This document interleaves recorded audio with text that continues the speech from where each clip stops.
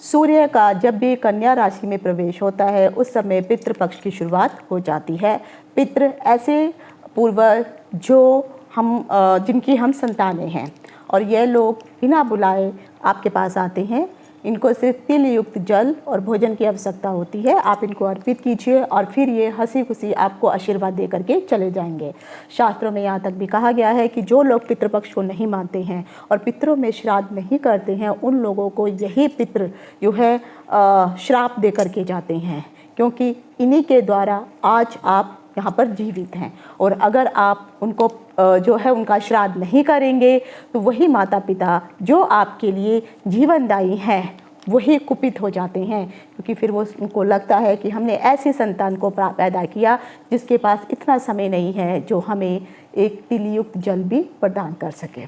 आज के इस वीडियो में मैं आपको बताने वाली हूँ कि जब भी आप पितृपक्ष का समय होता है, जो लोग पितरों को नहीं मानते हैं उनसे भी यही अनुरोध करूँगी कि आप इसको मानिए, इसकी पूजा करिए। और एक छोटा सा विधान होता है, बहुत बड़ा आडंबर करने की ज़रूरत नहीं है, लेकिन आप यकीन मानिए आपको ढेरों आशीर्वाद यही दे करके जाएंगे। अगर अभी तक आप बहुत सारी समस्याओं से सुलझे नहीं हैं, परेशानी है, और कुंडली में खासकर जब पितृयोग भी हो जाता है, पितृदोष बन जाता है, तो यही कारण होते हैं। और शास्त्रों में कहा गया है केवल पितरों का जो श्राद्ध होता है, पितृ तर्पण होता है, वो सिर्फ पुत्र को ये द्वारा ही किया जाता है। हालांकि कन्याएं भी पितृपक्ष में जो है श्राद्ध कर सकती हैं, लेकिन उसके विधान अलग होते हैं। मैंने ऑलरेडी पहले वीडियो में बताया हुआ है, उन सबके लिंक मैं डिस्क्रिप्शन बॉक्स में दे दूंगी, आप वो देख सकते हैं। आज के वीडियो में मैं आपको बताने वाली हूँ कि जिस प्रकार से हम लोग पूजा इत्यादि करते हैं और सर्वप्रथम गणेश जी की पूजा की जाती है, उसके बाद ही अन्य देवी देवताओं की पूजा होती है, उसी प्रकार जब पितृपक्ष होता है तब आपको भी सर्वप्रथम देवता की पूजा करनी होती है। आखिर कौन से ऐसे देव या देवता होते हैं, पहले आप उनको जो है जल अर्पित करेंगे। जब आप उनको जल अर्पित करेंगे और उसके बाद अपने पितरों को श्राद्ध करेंगे, यकीन मानिए यहाँ पर आपके पितरों का जो दर्जा है, जो स्टेटस है, वो बढ़ जाता है। और जब वो वहाँ पर पहुँचते हैं पुनः वापस अपने लोक में, तो वहाँ पर उन देवताओं के द्वारा आपके पितरों को जो है एक अलग पंक्ति दी जाती है, जहाँ पर वहाँ पर उनको रिस्पेक्ट करके वहाँ पर बिठाया जाता है। और जब भी आप पितृपक्ष के समय श्राद्ध करते हैं, क्योंकि आज पितृपक्ष का चौथा दिन चल रहा है, आपके पितरों के पास कितना समय है जो आपके वो जल का इंतज़ार कर रहे हैं, कैसे आपके पितृ धरती पर आते हैं, उसका कारण क्या है और कितने समय तक वो आपके पास रुकेंगे और फिर पुनः वापस चले जाएंगे। जब आप तिलयुक्त जल देते हैं उसके अंदर क्या क्या चीज़ों का इस्तेमाल किया जाना चाहिए, इन सभी चीज़ों की जानकारी आज मैं इस वीडियो में देने वाली हूँ। तो मैं डिम्पल शांडिल्या ज्योतिष सतह ज्ञान सागर के माध्यम से अपने सभी नए और पुराने दर्शकों का हार्दिक अभिनंदन करती हूँ। नमस्कार। और जो भी लोग पहली बार मेरा वीडियो देख रहे हैं उनसे मैं ये ज़रूर कहूँगी कि आपको अगर ये वीडियो में दी गई जानकारी पसंद आती है तो इसको सब्सक्राइब और लाइक अवश्य करिए। कमेंट जरूर लिखिए अगर कोई भी डाउट होता है आपको तो। तेरे जाप के बिना चले ये सांस किस तरह, मेरा कर्म तू ही जाने क्या बुरा है क्या भला, तेरे रास्ते पे मैं तो आंख मूंद के चला, तेरे नाम की जोत ने सारा हर लिया तमस मेरा। नमो नमो शंकरा भोलेनाथ शंकरा, जय त्रिलोकनाथ शंभो हे शिवाय। ज्योतिष में श्रद्धा, आस्था और विश्वास रखने वाले सभी दर्शकों का मेरे इस YouTube चैनल ज्योतिष सतह ज्ञान सागर में आप सबका हार्दिक स्वागत करती हूँ। पितृपक्ष के समय जब आप पितरों के लिए जब श्राद्ध करते हैं, हालांकि आपके नियमों के अनुसार, यानी आपके पूर्वजों में या मम्मी पापा अभी तक जिस प्रकार से श्राद्ध करते आए हैं आप उसी तरह से श्राद्ध करिए, उसमें बदलाव करने की ज़रूरत नहीं है। लेकिन होता क्या है, कई बार कुछ गलतियों की वजह से जो है कुछ चीज़ों का उपयोग करना भूल जाते हैं, तो वो चीज़ों का उपयोग होना भी बहुत ज़रूरी है। सबसे पहले मैं आपको एक जानकारी देने वाली हूँ कि आखिर पितृपक्ष का जो पितृ होते हैं उनका स्थान कहाँ पर होता है। अब शास्त्रों में कहा गया है, मान लीजिए ये यहाँ पर ये सूर्य है और ये चंद्रमा है, तो ये सूर्य और चंद्रमा के बीच का जो ये स्थान आपको दिखाई दे रहा है, ये वाला खाली स्थान ही आपके पितरों का निवास स्थान होता है। जब पृथ्वी और चंद्रमा आपस में घूमते हैं और जब घूमने के बाद, एक छोटा सा मैं बताती हूँ, ये चंद्रमा है और ये पृथ्वी है, जब ये आपस में घूमते हैं और जब दोनों एक ही कोण में आ जाते हैं तो यहाँ से एक अदृश्य दरवाज़ा खुलता है और यहाँ पे भी दरवाज़ा खुलता है। तो आपके जो पितृ हैं यहाँ से इधर पृथ्वी लोक पर उनका आगमन हो जाता है। और याद रखिए, जब ये आगमन इस तरह से हो रहा है तो धीरे धीरे चक्र भी कट रहा है। आपके पितरों के पास कितना समय है, आपके पास कितना समय है, ऑलरेडी मैंने पिछले वीडियो में बहुत डिस्क्राइब करके बताया है। उन सब के लिंक मैं डिस्क्रिप्शन बॉक्स में दूंगी, ये सब देखिए। जब भी आप अपने पितरों का श्राद्ध करते हैं तो उनके नाम के आगे कुछ शब्दों का भी प्रयोग किया जाता है। उसके पीछे का कारण क्या है, कौन से पितृ के लिए आप किन शब्दों का प्रयोग करेंगे। जैसे आपके जब तक आप जीवित हैं तो आपके नाम के आगे जो है हम श्रीमान श्रीमती लगाते हैं, उसी तरह से उनके नाम के आगे भी कुछ इस तरह से नामों का प्रयोग किया जाता है। अब आ जाता है कि जब आप अपने पितरों को तिलयुक्त जल अर्पित करने वाले हैं, उस समय सामान में क्या क्या होना चाहिए और कौन सा सामान किसको अर्पित किया जाता है। तो सबसे पहले आता है बर्तन। आपको एक बर्तन लेना है, यानी एक लोटा आपको लेना होता है। लोटे में याद रखिए सिर्फ स्टील का लोटा छोड़ करके बाकी कोई भी बर्तनों का प्रयोग आप कर सकते हैं। आप तांबा ले सकते हैं, आप पीतल ले सकते हैं, आप जो है कांसे तक का भी बर्तन ले सकते हैं। लेकिन और अगर आपके पास वो नहीं है तो आप मिट्टी का बर्तन ले लीजिए। मिट्टी का जो छोटा मटका मिलता है वो आप ले सकते हैं, इवन प्लास्टिक का भी ले सकते हैं, लेकिन आपको लोहे या स्टील का लोटा आपको यूज़ नहीं करना है। तो आपने एक लोटा लेना है, सिर्फ स्टील का नहीं है, और उसके अंदर जो है आपको जल भरना है। जल जो है नॉर्मल जो जल होता है वही आपको भरना होता है। उसके बाद क्योंकि ये जो जल है ये सभी पितरों के लिए होता है। अब इसमें चाहे देवी आ जाए, इनके देवता आ जाए और जो पितर आ जाए, इन सब के लिए ही ये जल यूज़ होगा। तो सबसे पहले आपको जो है इसमें दूध का इस्तेमाल करना पड़ता है, ठीक है। तो जब आप दूध डालेंगे, ये जो दूध होता है ये आपके दिव्य पितरों के लिए होता है, तो ये उनको अर्पित किया जाता है। दिव्य पितृ,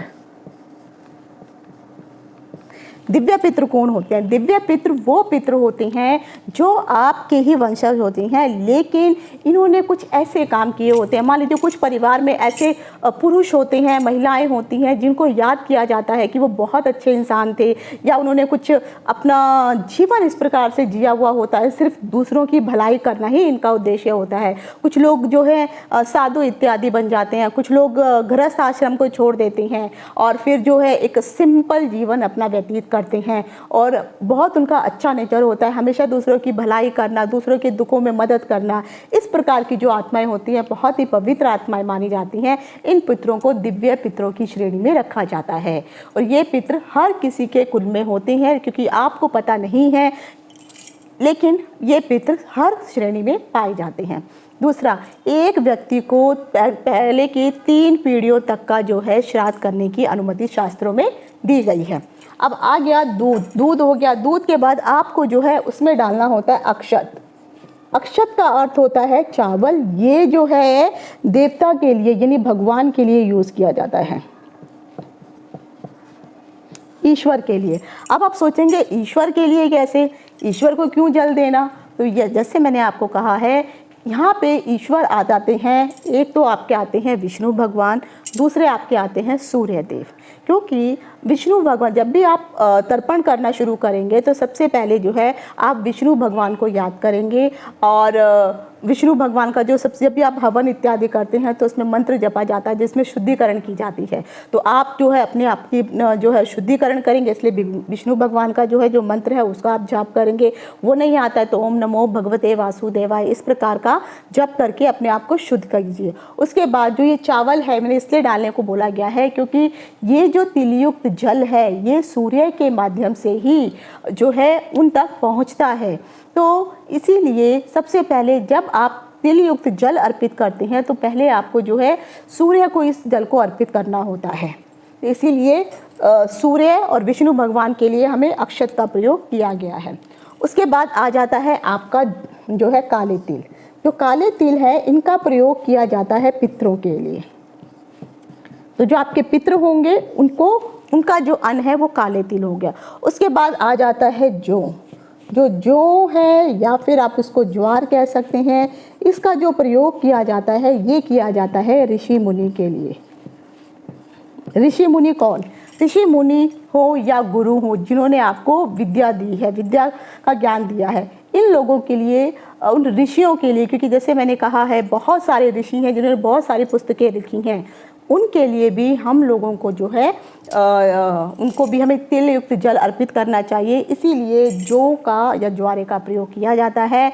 और उसके बाद आ जाता है कुशा।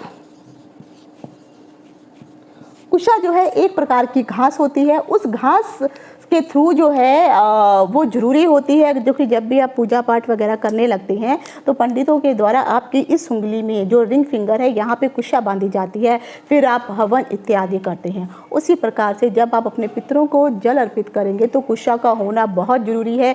बिना कुशा के जो है ये जल अर्पित किया ही नहीं जा सकता है। तो आप मार्केट में जाइए या किसी दुकान पर जाइए, मुस्लिम मंदिर वगैरह इत्यादि में जो है आपको कुशा मिल जाएगी और वहाँ से आप कुशा ला करके ज़रूर रखिए और उस कुशा से ही जल को उनको अर्पित कीजिए। अब आपके पास, अब देख लीजिए, 1 2 3 4 5 6 सामान आपके पास हो जाएंगे। अब आपको कुशा का प्रयोग किस प्रकार से करना है ऑलरेडी मैंने वीडियो बनाया हुआ है, सबके लिंक मैं डिस्क्रिप्शन में दे दूंगी, क्योंकि मैं यहाँ पे सारी चीज़ नहीं समझा सकती, नहीं तो वीडियो और लंबा हो जाएगा। तो आपको कुशा का प्रयोग करना है। अब आपको कैसे उनको जल अर्पित करना है, किस प्रकार से जल अर्पित किया जाता है, वो मैं थोड़ा सा अब आपको जो है बता देती हूँ। आपको जो है एक, और जब आप सबसे पहले जल अर्पित करेंगे तो किस किस को अर्पित करेंगे ऑलरेडी भी वीडियो बना हुआ है। तो यहाँ पे मैं शॉर्ट में आपको बताती हूँ कि आपने कुशा को लेना है और फिर उस कुशा के आपने सबसे पहले आपको आसन बनाना होता है। तो 4 कुशा के टुकड़े कीजिए तो और इस तरह से जो है आप एक आसन का निर्माण करेंगे और उस आसन के ऊपर आपको एक परात रख देनी है। सिर्फ लोहे की परात को छोड़ करके जो भी बाकी आपके पास परात या बर्तन होगा उसका आप नीचे इस्तेमाल करेंगे। तो कुशा, उस बर्तन को डायरेक्ट नीचे नहीं रखना है, कुशा का प्रयोग कीजिए उसके ऊपर, वो उसका आसन है। और आसन में, क्योंकि जब आपके घर में कोई आता है तो आप उसको ज़मीन पे खाना नहीं खिलाते हैं, आप उसके आगे एक बर्तन रखते हैं और वो टेबल पे रखा जाता है। उसी प्रकार से आप अपने पितरों को जब जल अर्पित कर रहे हैं तो आप ज़मीन पे रख के अर्पित नहीं कर सकते हैं। तो आपने कुशा का इस्तेमाल करके परात रखनी है। याद रखिए, जब भी आप श्राद्ध करेंगे, श्राद्ध करने का जो सबसे सही समय होता है दोपहर के 12 बजे के बाद ही होता है और 12 बजे आप श्राद्ध शुरू कर सकते हैं, क्योंकि वही समय पितरों के लिए दिया गया है। और सूर्य ढलने से पहले जो है आपको श्राद्ध खत्म कर लेने चाहिए। तो 12 बजे से दिन का जो समय होता है वहीं पे श्राद्ध करने चाहिए। श्राद्ध हमेशा दक्षिण दिशा की तरफ आपको अपना मुख करना है, फिर आपको श्राद्ध करना है। नंबर 3, आप श्राद्ध को ना तो आप अपने पूजा घर में कर सकते हैं, ना ही आप अपने किसी कमरे के अंदर कर सकते हैं। अगर आपको श्राद्ध करने के लिए कोई खाली जगह मिल रही है तो वहाँ कर सकते हैं। शास्त्रों के अनुसार तो कहा गया है श्राद्ध करने का जो सबसे सही समय और जो सबसे सही स्थान होता है वो किसी नदी या पवित्र नदी के किनारे होता है, लेकिन आजकल नदियाँ हर जगह नहीं उपलब्ध होती हैं। तो इसीलिए आपको जो है, अगर आपके घर के आगे कोई आंगन है तो वहाँ आप आंगन में कर लीजिए। अगर आप किसी अपार्टमेंट में रहते हैं तो बेशक आप अपनी बालकनी में कर लीजिए। अपार्टमेंट में भी नीचे काफ़ी खाली जगह होती है, ग्राउंड वगैरह होता है, आप वहाँ पर कर लीजिए। नहीं है तो आप छत पे जाके कर लीजिए, लेकिन पूजा घर में और अपने कमरे में या बेडरूम में, ड्राइंग रूम में और कहीं आपको श्राद्ध नहीं करना है। आप अपनी बालकनी में भी श्राद्ध कर सकते हैं। अब आपने इस तरह से कुशा का आसन बना करके आपने परात को रख लिया। सबसे पहले आपको लोटे में पानी भर के ये सारा का सारा सामान जो मैंने बताया है उसको भर लीजिए।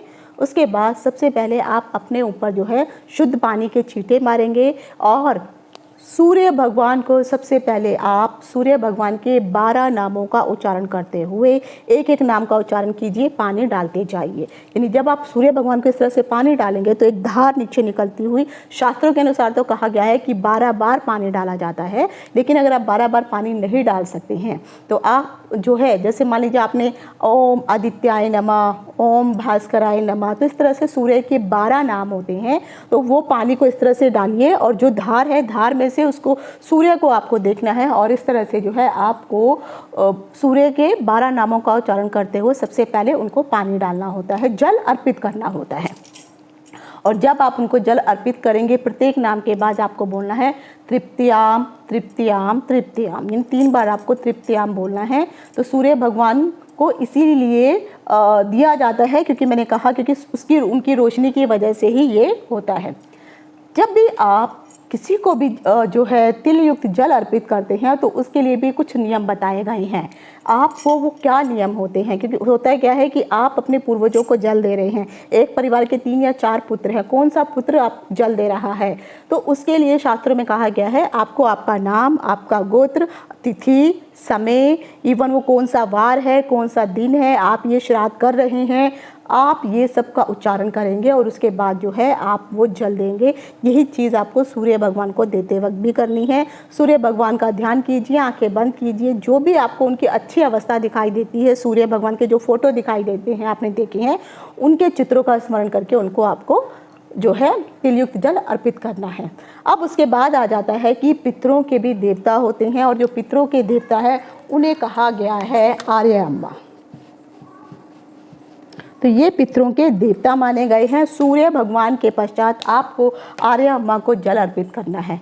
उनके लिए भी आपको यही बोलना है कि सो एंड सो मैं इसका पुत्र हूँ, मेरा नाम ये है, मेरा गोत्र ये है और मैं सर पर अब आपको जो है आप पितरों के देवता हैं, इसलिए है आर्य अम्मा भगवान मैं आपको जल अर्पित करता हूँ, इसको स्वीकार कीजिए। तृप्त्याम तृप्त्याम तृप्त्याम, और बस इस तरह से आपने उनको जल अर्पित कर दिया। जब उनको जल दे दिया उसके बाद आता है आपके परिवार वालों के बारे में। जब आप अपने एक परिवार में आप जो है 3 पीढ़ियों को पितृ वो दे सकते हैं, तो सबसे पहले जो है आप अपने पापा पक्ष को देंगे, फिर आप अपने दादा पक्ष को देंगे, फिर आप उसके अपने परदादा को जो है आप उनका श्राद्ध करेंगे।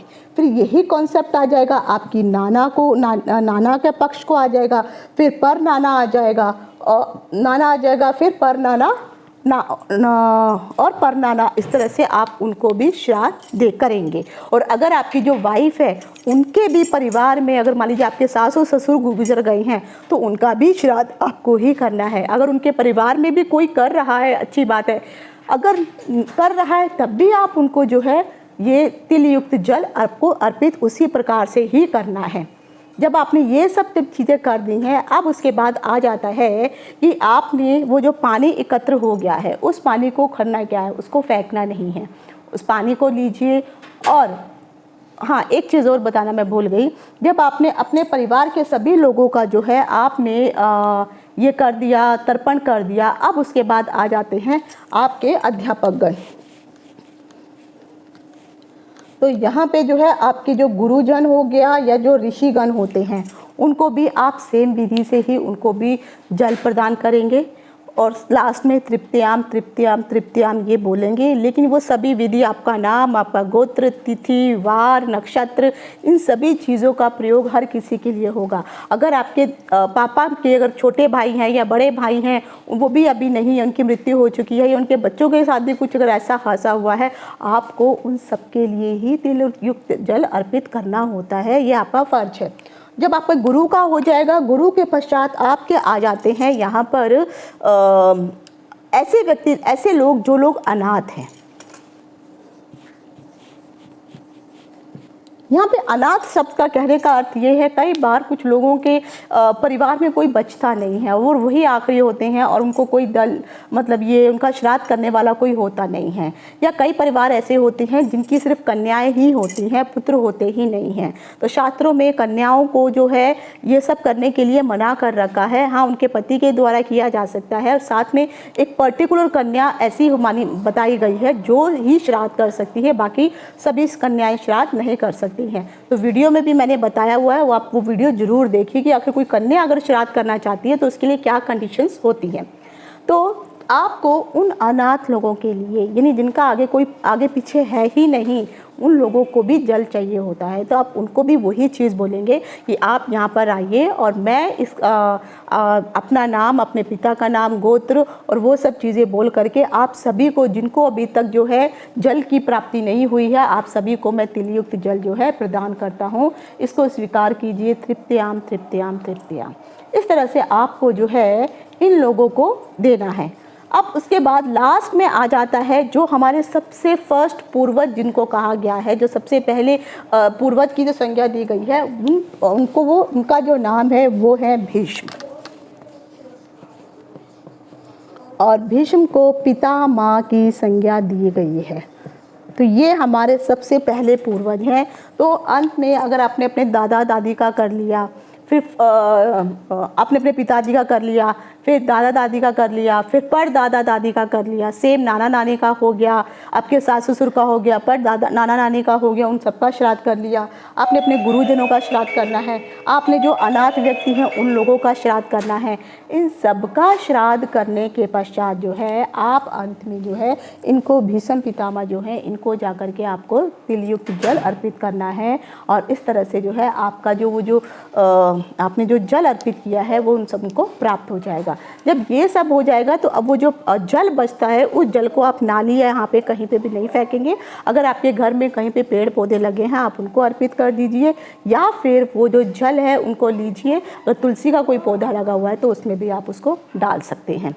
अब आ जाता है ये चीज़ें तो आपको तब करनी है अगर आप तिथि के अनुसार जो है आप इस प्रकार से ये कार्य अपने डेली आप रोज़ खाना नहीं बना सकते हैं। तो सिर्फ आप तिथि के अनुसार भी अगर आप जो है उनको जल अर्पित कर देंगे तो वो जल ग्रहण करके चले जाएंगे। लेकिन जो सर्व पितृ श्राद्ध का दिन होता है जिसे हम महालया कहते हैं, या जो अमावस्या का दिन होता है, उस समय आपको भोजन का निर्माण करना होता है।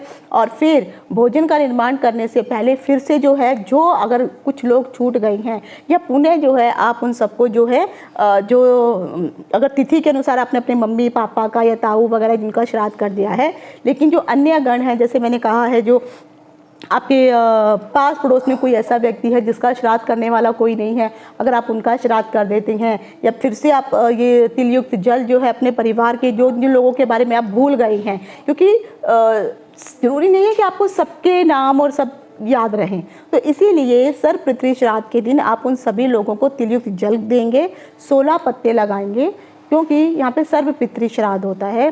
16 पत्तों में जो चाहे आप केले के पत्ते लीजिए या कोई भी पेड़ या पौधे के पत्ते ले लीजिए, फिर उसको आप धो लीजिए। आपको खाने में कुछ लोग पूरी बनाते हैं, कुछ लोग चावल बनाते हैं, तो जो भी आपके घर में बनता है वो बनाइए। उसमें एक नमकीन होना चाहिए, एक मीठा होना चाहिए और एक कुछ भी आप जो भी आप पकाते हैं। तो जैसे आपने पूरी बना ली, खीर बना ली, या कुछ लोग जो है दाल हो गया, उड़द की दाल हो गई, चावल हो गए, इस प्रकार से चीज़ बनाते हैं, लेकिन मिष्ठान अवश्य होना चाहिए। अब उन पत्तों में वो सारा खाना जो है आपको परोस देना है। उसमें से एक पत्ता गाय के नाम का, एक पत्ता कुत्ते के लिए। जो कुत्ता, गाय को इसलिए कहा जाता है कि गाय के पास वो शक्ति होती है उसकी पूंछ में जो बैतरणी नदी को पार करवा सकती है, जो वहाँ के यमलोक के दुखों को दूर कर सकती है। तो इसीलिए एक जो अन्न का जो पत्ता होता है वो गाय को अर्पित किया जाता है। उसके बाद दूसरा जो है एक कुत्ते को दिया जाता है। कुत्ता जो है वो शनि भगवान का वाहन है, तो उसका भी पितरों के साथ संबंध माना जाता है, इसीलिए कुत्ते को भी एक अन्न का पत्र जो पत्ता है वो अर्पित किया जाता है। उसके बाद आ जाता है कौवा। कौवा जो है, कौवे का डायरेक्ट संबंध माना जाता है पितरों के अनुसार। अगर पूरे साल में आप कौवे को भोजन नहीं देते कोई बात नहीं, लेकिन पितरों के समय सभी लोग कौवों का आवाहन करते हैं ताकि कौवा उनका खाना खा के जाए। अगर आपने वो खाना लेना है और वो एक पत्ता लेना है और छत पे जाकर के रख दीजिए, और वहाँ पर अगर आपके कॉलोनी में कहीं पे कौवा नहीं भी है तब भी अगर आपने एक श्रद्धा भाव से अगर आपने पितृपक्ष के दिन अगर आपने जिस हिसाब से जो अपने पूजा पाठ किया है, जो अन्न उनको दिया है, जो तिलयुक्त जल उनको प्रदान किया है, तो कहीं ना कहीं से कौवा आएगा और वो एक चोंच मार के चाहे वो एक दाना भी खा के जाएगा, तो वो जाएगा तो इसका मतलब है कि आपके पितृ आपको आशीर्वाद दे के गए हैं, वो खुश होके गए हैं। वो इसीलिए कहा गया है श्रद्धा इद्यम श्राद्धम, श्रद्धा से किया गया दान पुण्य ही वही श्राद्ध कहलाता है। तो आप बड़े आडंबरों को मत अपनाइए और वो श्रद्धा से जब इतना अगर आप श्राद्ध करेंगे आपके पितृ तृप्त हो जाएंगे और वो जो खाना है उनके लिए पूरे 1 साल तक का उनका जीवन यापन चलता है। हम तो प्रतिदिन खाना खाते हैं। आपको पता है जब पृथ्वी से पितृ लोग यहाँ पर आते हैं तो उनके पास भी एक समय होता है, और जैसे जैसे मैंने कहा कि जब ये दोनों दूरियाँ आपस में मिलती हैं तो हमारे पास 15 दिन का पक्ष होता है। तो 15 दिन के पक्ष के अंतर्गत ये धीरे धीरे दूरी जो है इस तरह से ये चलने लगती है, और जो आखिरी अमावस्या और महालया का दिन होता है तब ये दूरी एंडिंग तक होती है। अगर आपने उनको श्राद्ध उनका किया या नहीं किया तो आपको आशीर्वाद दे के जाएंगे, तब भी उनको वापस जाना है। अगर आपने नहीं किया तो आपको श्राप दे करके भी वो वापस चले जाते हैं, क्योंकि उनको वापस अपने लोक में जाना ही है, वो यहाँ रह ही नहीं सकते, उनके पास समय ही उतना है। तो इसीलिए सर्व पितृ श्राद्ध के दिन जो है आपको उनका श्राद्ध, जब तक अमावस्या का समय होता है तब तक आपको उनका श्राद्ध देकर देना चाहिए। और बाकी जो भी भोजन का सामान है, याद रखिए आपको उसमें कुछ पैसे भी प्रत्येक पत्ते में रखने चाहिए। अब मान लीजिए 1-1 रुपया रख लीजिए तो आपने 16 पत्ते होगा, क्योंकि ये कहा गया है शास्त्रों में कि जब भी आपके पूर्वज आगे जाते हैं तो उनको बोला जाता है कि आपको मैंने खाने के लिए भोजन अर्पित किया, पीने के लिए जल अर्पित किया, और आगे यात्रा के लिए मैं आपको कुछ धन भी अर्पित कर रहा हूँ। इन सभी को स्वीकार कीजिए, मुझ पे प्रसन्न होकर के अपना आशीर्वाद दे करके आप अपने लोक पे वापस गमन कर लीजिए। तो ये कहा जाता है और ये उनको देना चाहिए। फिर वो जो सारे पैसे होते हैं आप उनको इकट्ठे करके, आपको मंदिर में वो पैसे नहीं देने हैं, आप किसी भिखारी को दान में वो पैसे दे सकते हैं। और वो पैसे देने के बाद जो है, और वो जो आपके खाने के जो पत्तल हैं उन सभी बाकी के पत्तों को उठा करके एक कुत्ते को, एक गाय को और एक कौवे को रखने के बाद बाकी का जो खाना है वो सारा खाना भी आप गाय को ही दे सकते हैं, और गाय भी वो सारा खाना खा जाएगी, वो पैरों में वो भोजन नहीं जाना चाहिए। तो ये था सर्व पितृ श्राद्ध के लिए जो मैंने आपको जानकारी दी है। इसी प्रकार से आप श्राद्ध कीजिए और पाइए, फिर आप आपके जो पितृ हैं वो आपको आशीर्वाद दे करके अवश्य जाएंगे, और इससे आपका पितृ दोष भी और पितृ ऋण भी समाप्त होगा। तो आज यहीं तक। इति शुभम। नमस्कार।